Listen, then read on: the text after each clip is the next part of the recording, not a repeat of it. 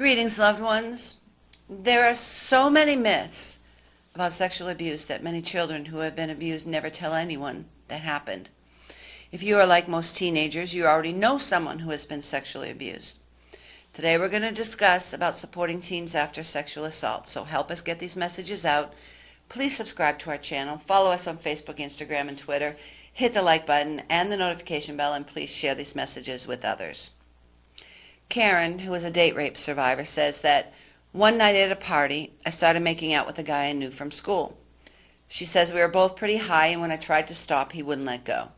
I was too drunk to stop him, and before I knew it, I was having unprotected sex with a guy I barely knew. She says when he finished, I panicked. I didn't know who to talk to because I thought everyone would say it was my fault for getting drunk and cheating on him. Studies show that 1 in 4 girls and 1 in 6 boys experience some form of sexual abuse before the age of 18. Many never tell anyone what happened. There are so many myths about sexual abuse that children who have been abused may feel confused or even blame themselves for what happened. Sexual abuse is any time someone in a position of power, physical, emotional, or psychological, engages another person to do something sexual that is inappropriate for their age, uncomfortable, or against their will. Sexual abuse usually includes some form of physical contact, but it can also mean being inappropriately encouraged or coerced into viewing sexual acts, including pornography. When sexual assault is committed by someone the victim knows, it may be called date rape or acquaintance rape. When it is committed by a family member, it can be called incest. And a person who commits sexual abuse is called a perpetrator. A perpetrator can be anyone, the coolest kid on the soccer team, your favorite teacher, even someone in your family. In fact, 3 out of 4 sexual assaults or more are committed by someone the victim knows. Carl, who is a sexual assault survivor, says, when I was around 8 years old, my friend's dad used to make me touch my toes while he stood behind me and held my hips. He could feel his crotch pressing against him, he says. He tried to make it look like a game, but he says it made him feel bad inside, and he hated it, but he never told anyone. After all, he was his father's friend. If you or someone you know has been sexually abused, it is important to know what is true and what is myth. The myth is it wasn't sexual assault if you didn't have sex. The truth is, if you did not agree to the activity, it was sexual assault.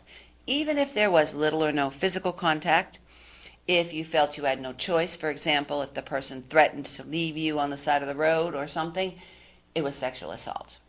Another myth is if you're abused by someone of the same sex as you, it means you're gay. That's a lie. The truth is, sexual abuse is a crime. It's about power and control, not desire.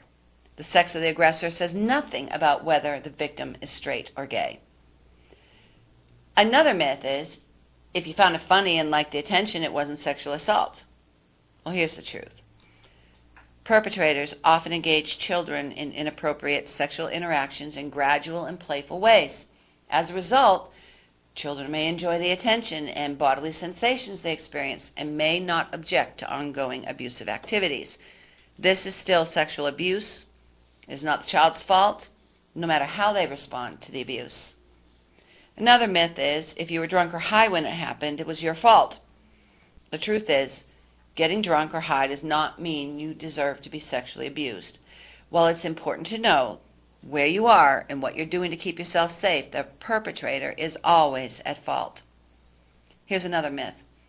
If you are not physically hurt, like hitting, punching, shoving, it's not really abuse. The truth is, emotional pressure, including threats, can be just as bad as physical force. If you are forced to do something sexual that you did not want to do, it is sexual abuse, no matter what kind of force the perpetrator used. Remember this, and I'm going to say this twice. Sexual abuse is always the perpetrator's fault. Do you hear me? Sexual abuse is always the perpetrator's fault. Another myth is if the perpetrator was drunk or high when it happened, it wasn't really their fault. The truth is many people drink or use drugs and never sexually abuse anyone. Being drunk or high is not an excuse for abuse. Sexual abuse is always the responsibility of the perpetrator. So here's another myth.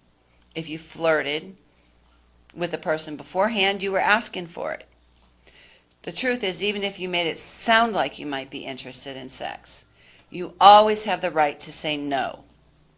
I'll say that again. You always have the right to say no.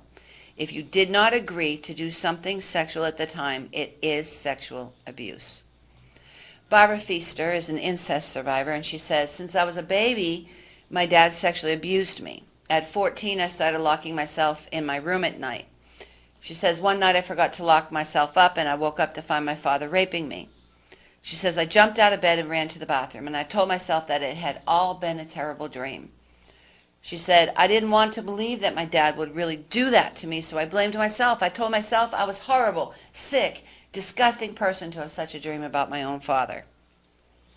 So here's another myth. If you are sexually involved with a person in the past, it cannot be sexual assault. The truth is, it is normal for your body to respond to sexual stimulation. It is a response that can occur even during a rape. It has nothing to do with whether you agreed to be in the situation before it happened, and if you didn't agree before it started, it was sexual abuse.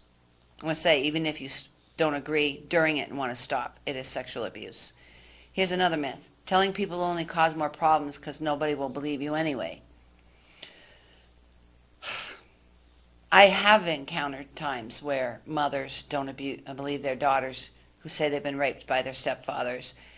I have encountered authorities who say they don't believe the victim. But the truth is, informing others about sexual abuse is the first step to healing. So you need to keep telling someone until they do believe you. And most teens find that someone believes and supports them every step of the way. But this can't happen until you tell someone what happened. Another myth. Once you've been sexually abused, you'll never be able to trust anyone or have a normal relationship.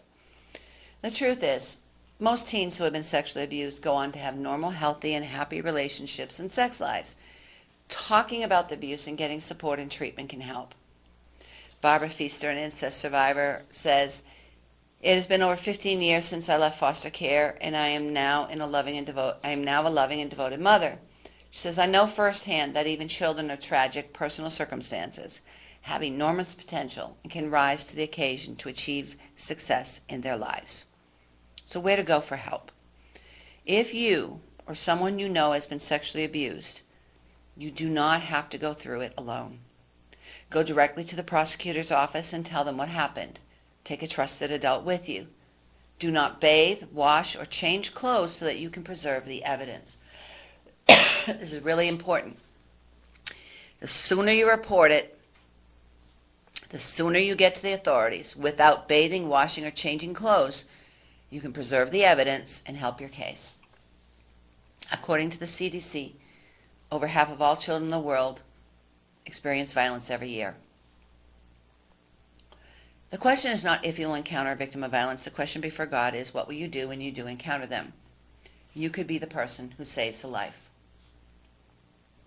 Micah 6:8 says, He has showed you, O man, what is good, and what does the Lord require of you? But to do justice, love mercy, and walk humbly with your God. We are all called to be champions for justice. If you're a victim of violence, I want you to know there is a way out. It's not your fault. Abuse is not love. And most of all, I want you to know you're not alone. If you're suffering violence, reach out to someone today. If you find yourself in a dangerous situation, call 911 for help. And if you know of a child or a person suffering violence, tell the authorities. In our next episode, we're going to begin talking about predators. Until then, God bless you.